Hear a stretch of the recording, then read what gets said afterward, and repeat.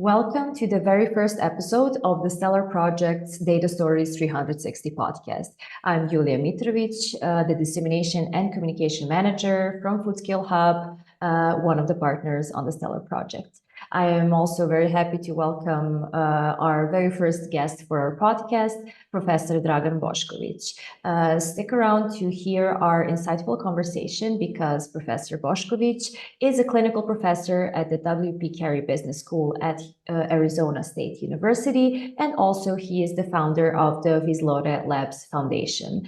We will tackle questions such as how can data management principles be applied to improve agricultural processes? Also, what are some common challenges we encounter when we deal with different data formats? All in all, this is a conversation that we will release in two parts. So stick around also for episode 2, where we will tackle some different topics. Okay, so Professor Dragan Boskovic, thank you for being with us today. It's really a great honor. We really thought of you as somebody who is very compatible with what we are doing here in the STELAR project. And we have prepared a set of questions for you.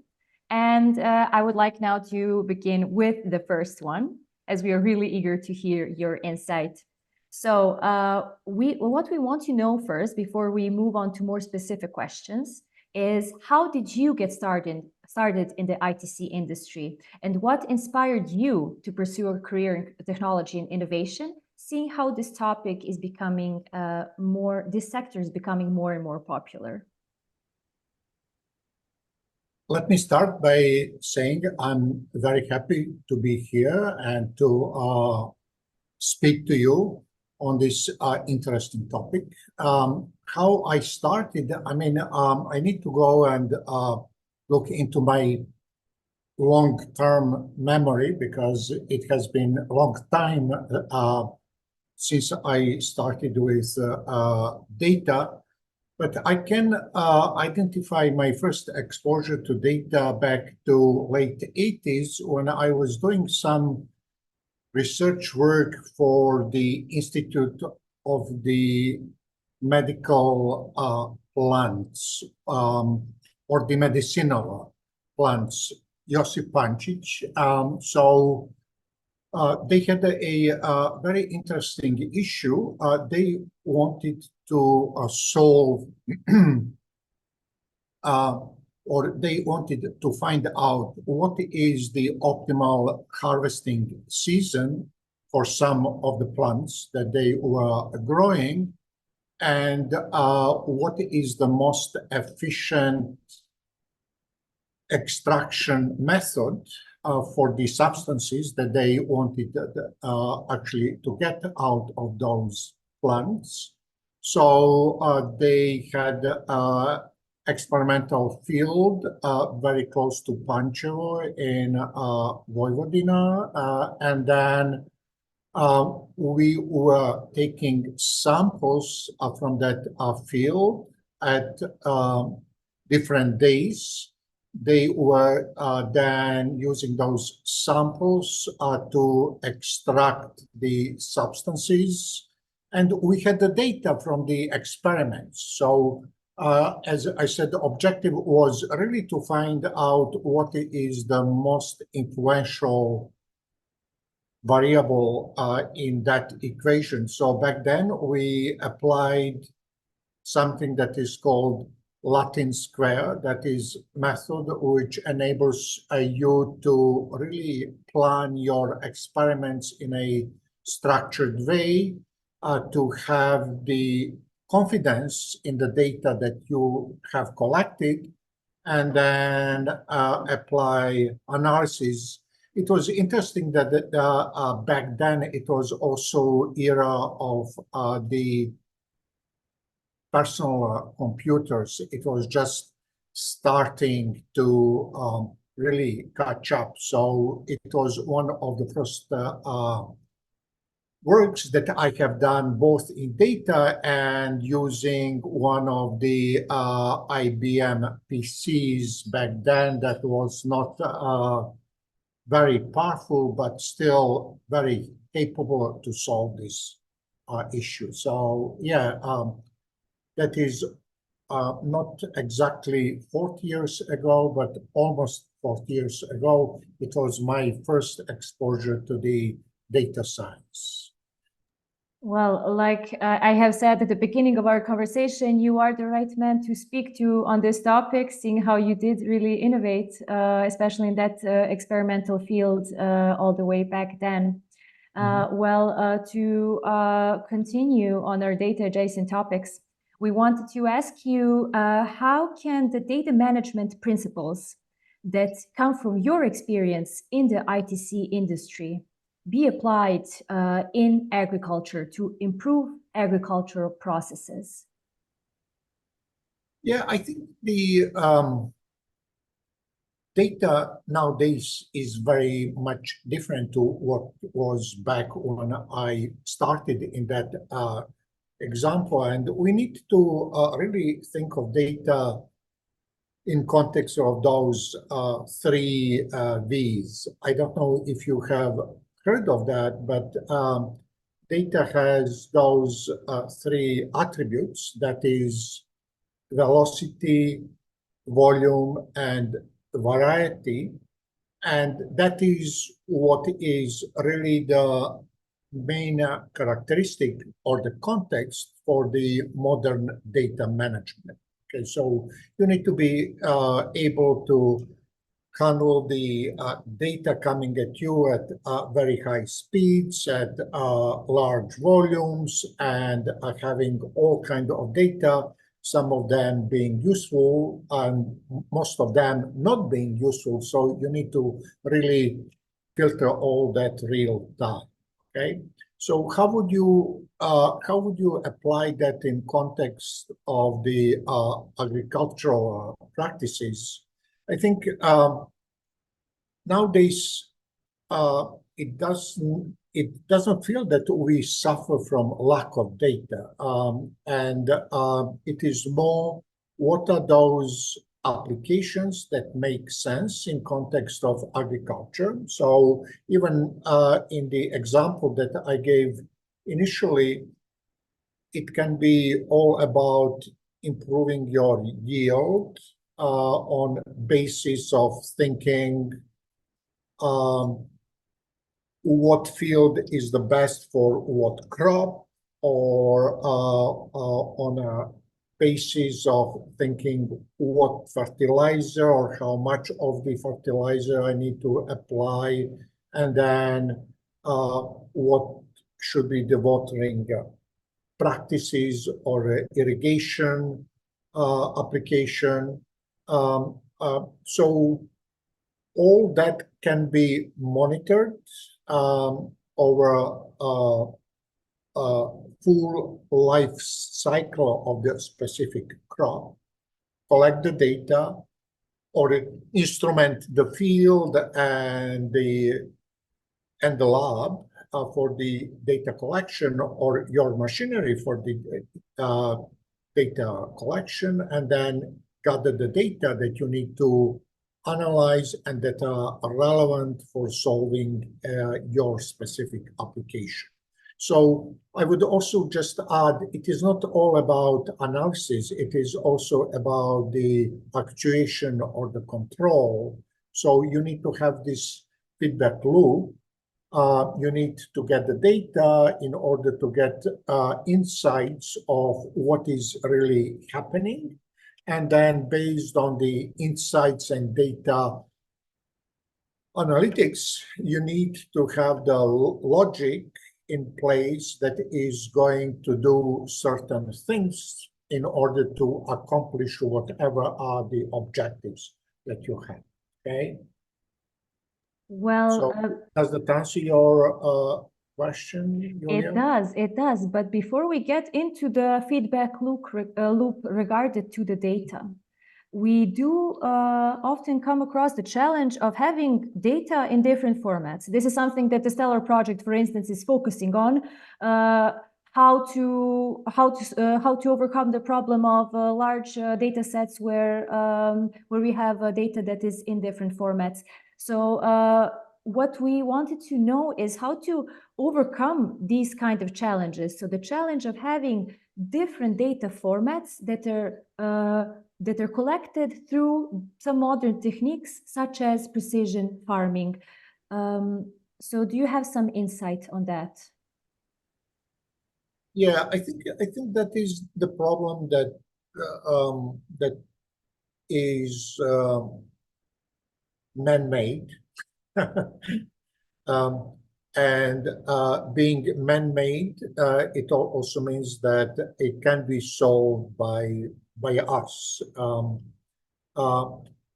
Nevertheless, all the initial conditions that were in place to make the data formats start as different formats.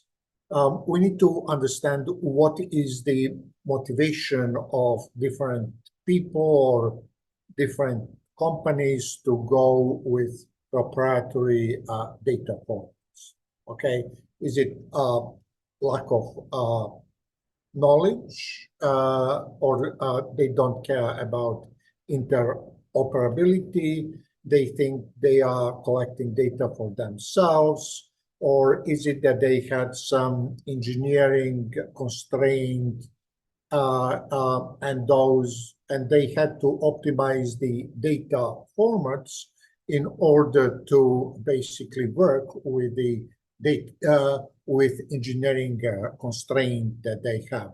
And the engineering constraint might be, this is how much memory I have, local memory to store the data, or this is the frequency by which I can sample the data and transfer that somewhere else, or this is the data format that is required by my application that I'm not in charge. So there are so many different reasons why we ended up with different data formats. Okay, so and in my opinion, those will always exist. So if you are just if you think that you are collecting data only for yourself, for your application, or for your company, you really do not want to invest into interoperability or into data formats that don't bring anything in return to you. Okay, so what are those incentives that the companies and people should have in order to start to work on interoperability? Okay, and we can again cite few. Some of them are now that we are entering era or age of AI, you would never have enough data. So you cannot ever hope that you would be able to have all the data yourself that you need. So you need to make sure that you are able to consume even the data that is not initially produced or gathered by you. Okay, so what does it mean? We need to rely on other people or on data exchanges, and that is then the main incentive for then thinking, okay, how I find out what is the best data format for the specific application. Is it the application? Is it industry? And who is going to dictate data format? So again, having seen relatively a lot of engineering initiatives, I was one of the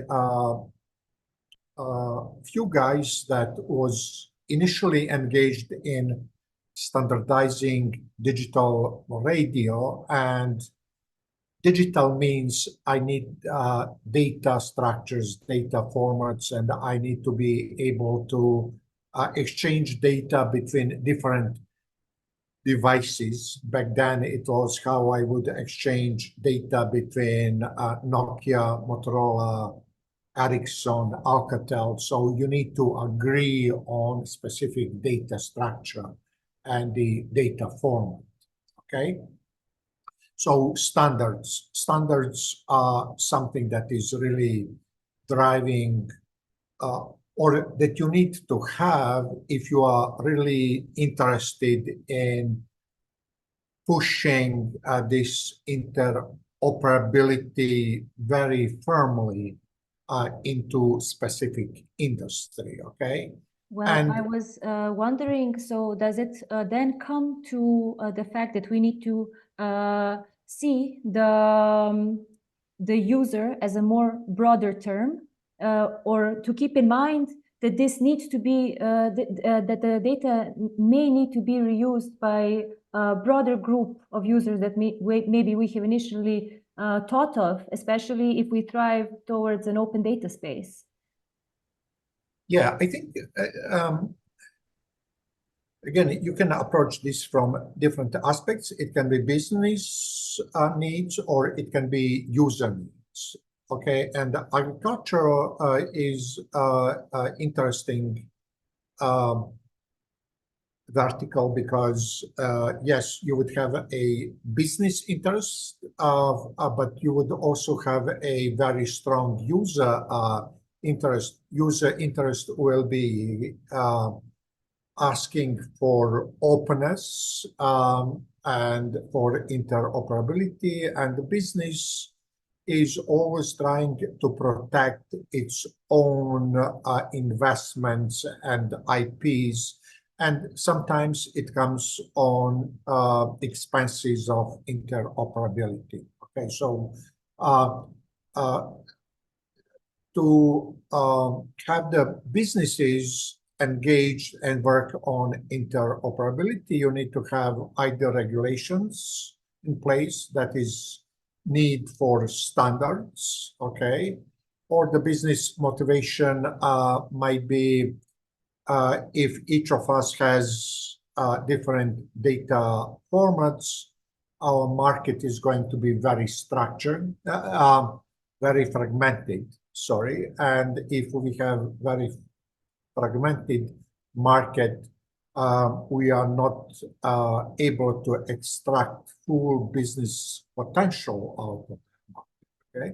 On the user side, I think user like to have transparency, okay? So I like to know where this food came from, what was the harvesting season,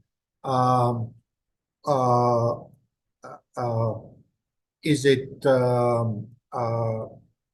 farmed by using some of the practices that I approve or I disapprove? So how you then bring all those interests all together into data management practices that will enable this data interoperability. That is very challenging, Julia, and I don't have single answer. So it is both. It needs to be business push, it needs to be regulatory push, and it needs to be user push too, okay, to have interoperability. So it needs to come from different corners of this ecosystem in order to have interoperability in place, and it comes only if everybody has a very clear motivation why they're doing. Understood. It's a good. It's a very good point what you have said about having coming from different points of view, and I'm guessing it's also about balance. And it's great that we got into interoperability. So I just wanted to then delve into the relationship between interoperability and compatibility between different data formats when it comes to agri-food systems. So what are like the main points that somebody should pay attention to when it comes to the relation between these two? Mhm.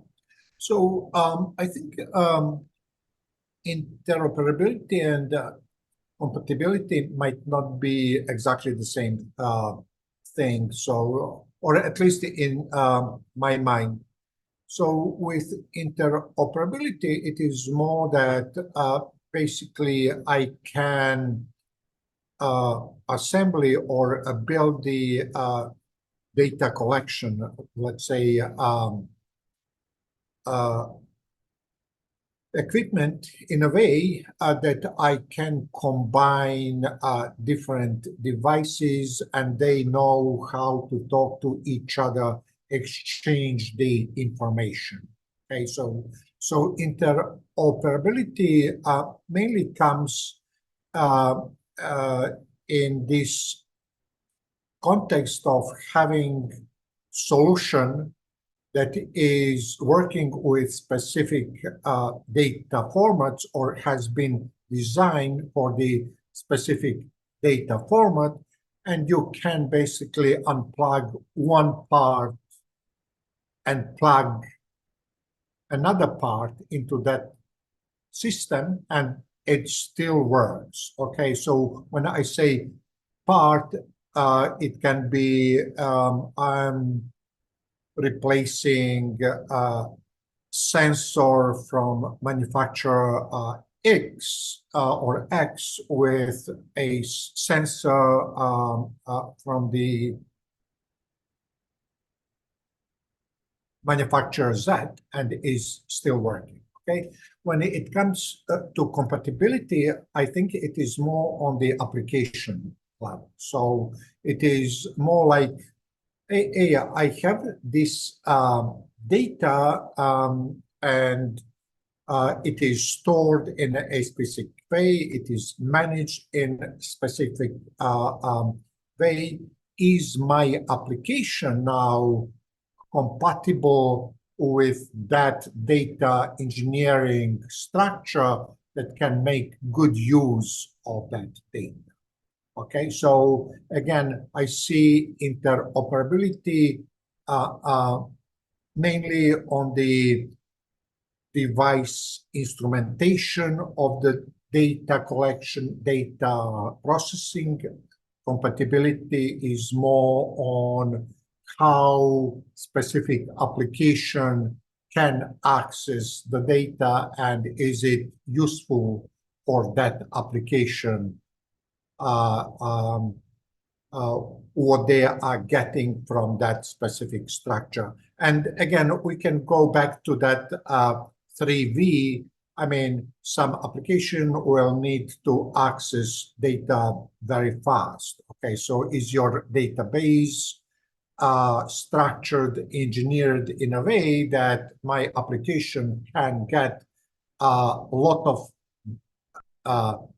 data very quickly to analyze and do what it's supposed to do, or is it slow and sluggish, and my application cannot really make use of that data, even the data seems to be useful on the surface, okay? Thank you for going into that and clarifying. That is all the time we have for today, but don't worry, the second part of this insightful conversation with Professor Boskovic is coming soon. So please be sure to follow our website, stellar-project.eu, and see you soon.